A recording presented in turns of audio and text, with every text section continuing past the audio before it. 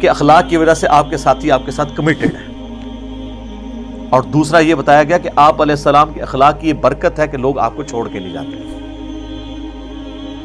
اگر آپ تند مزاج ہوتے یا سخت دل گیر ہوتے تو آپ صلی اللہ علیہ وآلہ وسلم کی سخت دلی کی وجہ سے آپ کے ساتھی آپ کو چھوڑ گئے ہوتے۔ یہ اصل میں اس کانٹیکسٹ میں بات ہو رہی ہے کہ یہ جو آپ کے اصحاب نے غزوہ احد میں غلطی کی ہے نا، تو آپ ان سے ذرا صرف نظر کریں۔ ظاہرہ لیڈر کو تو سب سے زیادہ تکلیف ہوتی ہے نا، جیتا ہوا میچ چند پلیئرز کی غلطی کی وجہ سے پوری ٹیم ہار جائے تو کیپٹن پھر غصہ تو نکالے گا نا، اور جب وہ اللہ کی کاز کے لیے کھڑا ہو۔ صحیح بخاری میں آتا ہے کہ 50 تیر اندازوں کو نبی صلی اللہ علیہ وآلہ وسلم نے احد کے موقع پر ایک ٹیلے پہ ڈیوٹی لگائی تھی، کیونکہ خطرہ تھا کہ پیچھے سے لوگ حملہ آور ہو سکتے ہیں، اور ان کی ڈیٹرنس کی وجہ سے وہ پیچھے سے حملہ آور نہیں ہو رہے تھے۔ اور بخاری کے الفاظ ہیں، چونکہ غزوہ احد کے کانٹیکسٹ میں یاد نازل ہوئی ہیں، اسی طرف اشارہ ہے کہ نبی علیہ السلام نے فرمایا کہ تم دیکھو نا کہ چیل کوے پرندے ہماری بوٹیاں بھی اٹھا کے لے کے جا رہے ہیں، ہماری لاشوں کی، تب بھی تم نے میرے حکم کے بغیر یہ ٹیلا نہیں چھوڑنا۔ اب اس سے زیادہ واشگاف انداز میں کسی کو سمجھایا جا سکتا ہے؟ مجھے بتائیں، اس کے بعد کوئی گنجائش تھی کہ کوئی شخص نبی علیہ السلام کی نافرمانی کرتا؟ لیکن وہی ہوا۔ 50 میں سے صرف 15 لوگ قائم رہے، اور ان کے لیڈر جو تھے عبداللہ بن جبیر رضی اللہ تعالیٰ عنہ، وہ چیختے رہے کہ اللہ کے نبی نے منع کیا تھا، لیکن 35 یہ کہنے لگے یہ تو اس صورت میں تھا کہ جب شکست ہو جاتی، اب تو ہم جیت گئے ہیں تو جا کے مال غنیمت جمع کریں۔ تو اللہ نے قرآن میں ڈانٹا کہ دنیا کی مال کی محبت کی وجہ سے دیکھ لو تمہاری جو فتح ہے وہ شکست میں بدل گئی، اور اس کا وبال ایسا پڑا کہ اللہ کے نبی موجود بھی تھے تب بھی اللہ کے نبی کی دعاؤں کا حصہ ان کو نہیں ملا، الٹا خود نبی علیہ السلام کے مبارک دانت شہید ہو گئے۔ بخاری اور مسلم میں آتا ہے، اور قرآن میں ہی اس کی طرف اشارہ ہے کہ آپ کی قتل کی افواہ بھی مشہور ہو گئی، تو وہ آیت نازل ہوئی وما محمد الا رسول قد خلت من قبلہ الرسل، محمد تو نہیں مگر ایک رسول، ان سے پہلے بھی اور رسول گزرے ہیں، اگر یہ مر جائیں یا قتل کر دیے جائیں، یعنی پاکستان کے اندر یہ وفات پا جائیں یا شہید کر دیے جائیں، کیونکہ ترجمہ پاکستان میں تو وہ گستاخانہ ہو جائے گا نا دوسرا جو ایگزیکٹ ترجمہ ہے، تو کیا تم دین سے الٹے قدم پھر جاؤ گے؟ تو یہ پورا ایک کانٹیکسٹ چل رہا ہے۔ تو انہوں نے چھوڑ دیا، اجتہاد کر لیا خود سے، حالانکہ یہ اجتہاد بھی غلط تھا۔ جب حضور یہ کہہ رہے تھے کہ ہماری لاشیں بھی چیل اور کوے اٹھا کے لے جائیں تب بھی نہیں، تو اس کا مطلب ہے چاہے شکست ہو چاہے فتح ہو تم نے نہیں جگہ چھوڑنی۔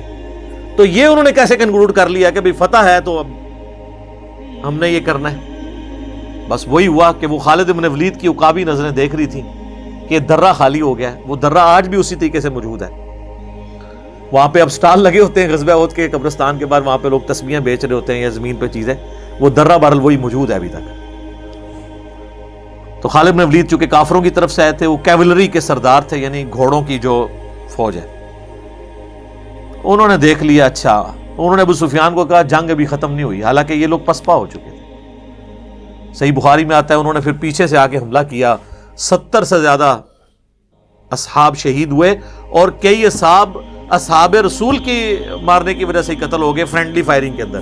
حضرت حذیفہ ابن یمان کے باپ یمان اور جابر بن عبداللہ کے والد جو ہیں وہ عبداللہ، بخاری میں آتا ہے یہ دونوں کو مسلمانوں نے قتل کر دیا، وہ چیختے رہے لیکن بھگدڑ مچ گئی، پتہ ہی نہیں چلا، وردیاں تو ہے نہیں تھی، گرد اڑ رہی تھی، مار دیا، کیونکہ مسلمانوں کو اب سمجھ ہی نہ لگی، پیچھے سے بھی حملہ ہو گیا سامنے سے بھی حملہ ہو گیا، تو وہ سینڈوچ بن گئے۔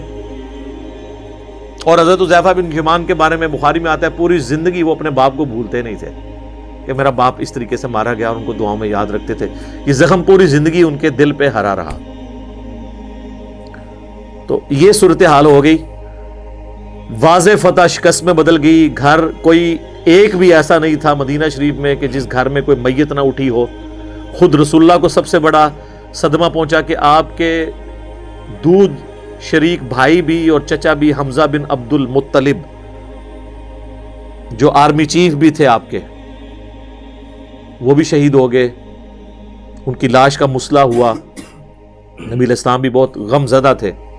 تو اسی لیے تو یہ 60 آیات صرف غزوہ احد کی کمنٹری ہے. پورے قرآن میں اس طریقے سے کسی جنگ کی کمنٹری نہیں آئی ہے. اس کے بعد اگر آئی ہے تو غزوہ تبوک کی آئی ہے سورہ التوبہ کے اندر, آگے چل کے آئے گی. تو نبی الاسلام ظاہر ہے آپ خود بھی اس کی وجہ سے افیکٹو ہوئے. بخاری مسلم میں آتا ہے آپ کے 4 دانت شہید ہو گئے, اور مولا علی جو ہے وہ ایک تھال کے اندر جو ہے وہ ڈھال جو تھی, تلوار والی ڈھال, اس کو الٹا کر کے اس میں پانی لے کے آئے, اور سیدہ فاطمہ نے آپ کا زخم دھویا اور ایک کاٹن کا کپڑا جلا کے راکھ رکھ کے اس خون کو روکا, تو پھر وہ خون رکا. تو نبی الاسلام خود بھی افیکٹو ہوئے. اس سے بڑا غم یہ تھا کہ مسلمانوں کے ساتھ اللہ کا وعدہ تھا کہ اس میں بھی فتح ہوگی. مسلمانوں کو یہ وسوسے آئے کہ بھئی وعدہ تھا تو پھر فتح کیوں نہیں ہوئی. تو وہ بھی ہم نے سن لیا, پہلے آیات گزری کہ اللہ نے تو فتح دے دی تھی, تم نے اپنا ڈسپلن لوز کیا اور تم نے رسول اللہ کی نافرمانی کی. پھر اللہ نے کہا کہ ہم نے تمہیں معاف کیا. اس میں سیدنا عثمان بھی شامل تھے. پچھلی دفعہ میرا کلپ اسی میں سے ہی اپلوڈ ہوا تھا. تو سیدنا عثمان کو اللہ تعالیٰ نے اس حوالے سے معاف فرما دیا, باقی اصحاب کو بھی. لیکن انسان تو انسان ہوتا ہے نا. ابھی اس چیز کا خدشہ تھا کہ نبی علیہ السلام اپنے ساتھیوں کو اس معاملے پہ ڈانٹتے. وہ ظاہر جینون ہوتا آپ کا ڈانٹنا. تو اللہ تعالیٰ نے اس کانٹیکس میں یہ بات کی ہے. پہلے تو حضور کی تعریف کی ہے کہ اللہ نے آپ کو بنائی نرم دل ہے, آپ اپنے ساتھیوں پہ ایسی شفقت کرتے ہیں, اسی وجہ سے آپ کے ساتھی آپ کے ساتھ کمیٹڈ ہیں اور آپ کو چھوڑتے نہیں ہیں. نرم دل کیا بنایا جناب, وما ارسلناک الا رحمۃ للعالمین, سورۃ الانبیاء آیت نمبر 107. تمام جہان والوں کے لیے آپ کو رحمت بنا کے بھیجا ہے. یہ تو آپ علیہ السلام کی شفقت تھی. بخاری اور مسلم دونوں میں حدیث ہے, انس ابن مالک کہتے ہیں میں نے 10 سال حضور کو وضو کروایا, اور میری عمر 10 سال تھی جب میری ماں نے مدینہ شریف حضور ہجرت کر کے آئے تو مجھے حضور کے سامنے لے گئیں اور کہا کہ یہ میرا بیٹا ہے انس, تو یہ آپ کی خدمت کیا کرے گا. 10 سال کا بچہ کیا ہوتا ہے. تو کہتی میں تو بچہ تھا, کبھی حضور مجھے کسی کام سے بھیجتے تو میں جا کے بچوں میں کھیلنا شروع کر دیتا, میں کام ہی بھول جاتا. تو حضور نے کبھی مجھے ڈانٹا نہیں, کبھی آپ نے یہ نہیں مجھے کہا 10 سالوں میں تو نے یہ کیوں کیا اور یہ کیوں نہیں کیا. زیادہ سے زیادہ باہر تشریف لاتے تو آپ علیہ السلام میرے پیچھے کھڑے ہو جاتے پیار محبت کے ساتھ, یوں کبھی ہاتھ رکھ لیا آنکھوں پہ اور کہا, آپ پیار سے بھی اس سے انہیں انیس کہہ کے پکارتے, جیسے ہم وہ نک نیم رکھ دیتے ہیں نا. ٹھیک ہے, کسی کا نام ذوالفقار ہے تو پیار سے زلفی کہہ دیا اسے, اس طرح نام تھا انس تو انیس کہہ کے, اور کہتے میں نے تو تمہیں اس کام بھیجا تھا. یہ بھی نہ آگے کہتے کہ ابھی تک کیا کیوں نہیں. ٹھیک ہے, کبھی مجھے ڈانٹا نہیں ہے, پوری زندگی آپ کی شفقت. حتیٰ کہ بخاری مسلم میں ایک حدیث ہے, صحابی کہتے ہیں نبی علیہ السلام اپنے گھوڑے یا خچر یا گدھے پہ سوار تھے, ایک پینڈو شخص آیا, آپ نے اپنے گردن پہ وہ ایک چادر رکھی ہوئی تھی, اوڑی ہوئی تھی, اس نے سیدھے آ کے نا آپ کی چادر کو, جو آپ کو پتا ہے پینڈو تو پینڈو ہی ہوتا ہے, اور پھر عرب دا پینڈو, ایک پینڈو تو عرب دا اعرابی, اس نے سیدھی آ کے نا چادر یوں کھینچی, اور صحابی کہتے ہیں اتنی زور سے اس نے کھینچی کہ حضور کی گردن پہ نا لائن پڑ گئی اس چادر کی وجہ سے. اور کہتا ہے کہ اے محمد جو کچھ اللہ نے تمہیں دیا اس میں سے ہمیں بھی کچھ دو, یعنی جو مالک غنیمت میں سے. تو وہ صحابی کہتے ہیں میں دیکھا حضور مسکرا رہے ہیں اور آپ نے فرمایا اس کو دے دو. کتنے گھوڑے اور اونٹ حضور نے اسے گفٹ کیے. تو یعنی آپ کے اندر وہ غصے والا وہ ایلیمنٹ نہیں تھا. اس حوالے سے آپ شفقت والا آپ کے اوپر پہلو غالب تھا. اس طرح کے کئی واقعات ہیں. صحیح مسلم میں حدیث ہے جب طائف میں آپ کو پتھر مارے گئے تو آپ نے پہاڑوں کا فرشتہ آپ کے پاس اللہ نے بھیجا کہ آپ اجازت دیں ہم ان طائف کی وادی میں ان کو مسل دیا جائے. تو ان کا نہیں, میں اللہ سے امید کرتا ہوں ان کی آنے والی نسلیں جو ہے نا وہ اسلام قبول کر لیں گے. ٹھیک ہے, تو آپ علیہ السلام پہ شفقت کا ایک ایلیمنٹ تھا غالب. یہ بہت سارے واقعات ہیں. مسئلہ نمبر 100 میرا انہی واقعات کے اوپر ریکارڈڈ ہے. جب وہ آیت آئی تھی سورہ توبہ کی, لقد جاءکم رسول من انفسکم عزیز علیہ ما عنتم حریص علیکم بالمؤمنین رؤوف الرحیم. نبی علیہ السلام مومنین کی جانوں سے بڑھ کر ان کا خیال رکھنے والے ہیں اور ان پر رؤوف بھی ہیں اور رحیم بھی ہیں. اس کانٹیکسٹ میں مسئلہ نمبر 100 میرا ریکارڈ ہوا تھا. میں نے یہ سارے واقعات بخاری اور مسلم سے بیان کیے تھے, کہانی شریف نہیں سر, احادیث شریف سے. تو آپ دیکھ سکتے ہیں جسے شوق ہو. اور اس کا عنوان تھا رسول اللہ کی اپنی امت سے محبت. ہم تو آج تک ہمیں حدیثیں یہ سنائی جاتی ہیں کہ ہمیں نبی علیہ السلام سے کتنی محبت ہونی چاہیے کہ ہمارا ایمان کامل ہوگا. یہ ایک پہلو ہے. ایک اس کا وائس ورثہ ہے کہ رسول اللہ کو ہم سے کتنی محبت تھی, آپ کو اپنے صحابہ سے کتنی محبت تھی, بعد میں آنے والے لوگوں کے ساتھ کیا محبت تھی. وہ سارے واقعات احادیث کی شکل میں میں نے بیان کیے ہیں. تو نبی علیہ السلام کی شفقت والا ایک ڈومیننٹ پہلو تھا جس کو اللہ تعالیٰ نے یہاں پہ ایڈریس کیا کہ آپ کی یہ شفقت ہے, ابھی تک آپ اب یہ جو ان سے غلطی ہوئی ہے نا, تو آپ نے ان کی اس غلطی کے اوپر سرزنش نہیں کرنی. فاعف عنہم, ان سے درگزر فرمائیے. اچھا اب دیکھیں, ویسے تو اللہ کا معاف کر دینا بھی کافی تھا. اس سے پہلے 2 آیات گزر چکی ہیں, 155 نمبر اور 152, کہ اللہ نے ان کو معاف کر دیا. اب جب اللہ نے معاف کر دیا تو رسول اللہ سے معافی کا سرٹیفکیٹ تو لینے کی ضرورت نہیں تھی. یہ آپ کو ڈیکورم سکھایا جا رہا ہے کہ ٹیم لیڈر جو اللہ کے لیے ڈٹا ہوتا ہے نا, اس کا بھی آپ نے خیال رکھنا ہوتا ہے. حقوق العباد اپنی جگہ پر ہے, حقوق اللہ اپنی جگہ پہ.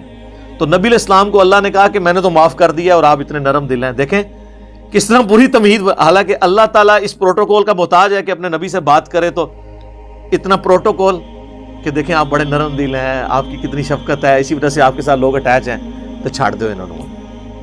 یہ ہے اللہ کی اپنے نبی سے محبت. ورنہ اللہ اپنی مخلوق کو اس طرح کا پروٹوکول کیوں دے گا؟ وہ تو خالق ہے. خالق اور مخلوق اتنا بڑا ڈفرنس ہے کہ اس کے بعد تو کسی چیز کی گنجائش نہیں رہتی. لیکن یہ اللہ کی اپنے محبوب صلی اللہ علیہ وآلہ وسلم سے محبت کا اظہار ہے کہ اللہ تعالیٰ فرما رہا ہے کہ فاعف عنہم, آپ بڑے نرم دل ہیں. آپ اگر سخت مزاج ہوتے یا آپ کے ساتھی آپ کو چھوڑ جاتے, یہ آپ کا مزاج ایسا اللہ نے بنایا ہے کہ یہ آپ کے ساتھ ہیں. اب آپ ان سے درگزر کریں. واستغفر لہم, ان کے لیے دعائے مغفرت بھی کرتے ہیں.